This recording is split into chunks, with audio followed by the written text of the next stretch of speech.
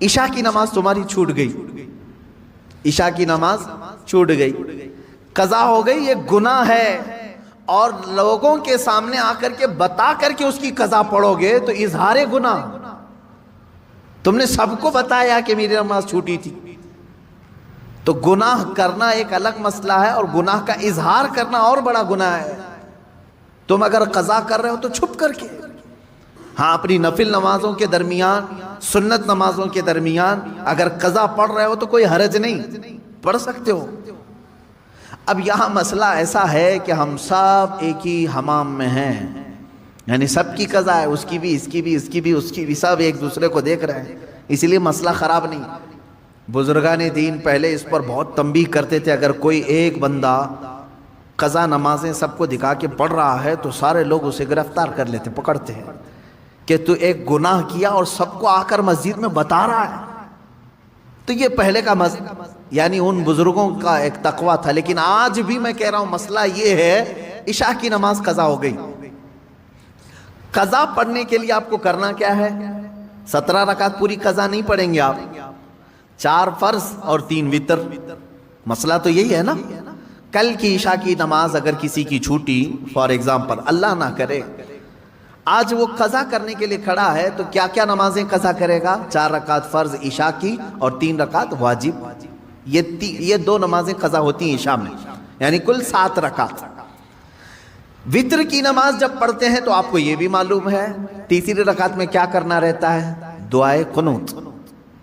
حنفی جتنے بھی ہیں پیروکار ان کو معلوم ہے تیسری رکعت میں جب ہم کھڑے ہوتے ہیں سورہ فاتحہ اور سورہ پڑھنے کے بعد ہاتھ چھوڑ کر پھر دوبارہ تکبیر باندھتے ہیں اور دعائے قنوت پڑھتے ہیں، ہے نا؟ آج بھی عشاء کی نماز پڑھیں آپ تو پڑھے ہوں گے نا دعائے قنوت۔ 3 واجب الوتر کی جو نماز ہے اس کی آخری رکعت میں دعائے قنوت پڑھا جاتا ہے۔ لیکن جب قضا نماز پڑھ رہے ہیں آپ، کل کی عشاء کی قضا پڑھنے آئے، 4 رکعت فرض پڑھ لیا، کسی کو نہیں معلوم، قضا پڑھ لیا آپ نے سنت کی جگہ، 3 رکعت وتر پڑھ رہے تھے۔ حکم یہ ہے کہ دعائے قنوت کے لیے ہاتھ نہ اٹھاؤ، ورنہ دیکھنے والا سمجھ جائے گا کہ یہ ابھی کی نہیں کوئی دوسری پڑھ رہا ہے۔ ہاں عشاء میں تو ہو سکتا ہے نہ سمجھے، کیونکہ عشاء میں کرنٹ نماز بھی ایک، اسی وقت کی بھی ایک وتر ہے۔ ظہر کے وقت اگر کوئی عشاء کی قضا کر رہا تھا تو ظاہر سی بات ہے تیسری رکعت میں جب وہ کھڑا ہو کر کے ہاتھ اٹھائے گا تو جو دیکھے گا وہ سمجھ جائے گا کہ یہ وتر ظہر میں کیوں پڑھ رہا ہے، وتر ظہر میں کیوں پڑھ رہا ہے۔ تو گویا کہ تم نے سب کو اپنے گناہ کا گواہ بنایا، کل کی تمہاری کچھ چھوٹی تھی وہ آج آ کر پڑھ رہے ہو۔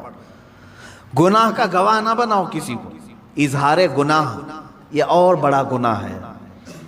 یہ مسئلہ آپ نے سمجھ لیا ہوگا۔ اب اندازہ کرو ایک چھوٹی ہوئی نماز کو بندہ جب ادا کرنے آ رہا ہے تب شریعت نے اتنا حکم دیا ہے کہ چھپ کر کے کرو، ان لوگوں کا کیا انجام ہوگا جو فحش کلامی علل اعلان کرتے ہیں، رات کو زنا ہو گیا ہے فلاں کے ساتھ، فلاں ہو گیا ہے، اس کو مزے لے کر کے بیان کرتے ہیں، ان کا کیا انجام ہوگا۔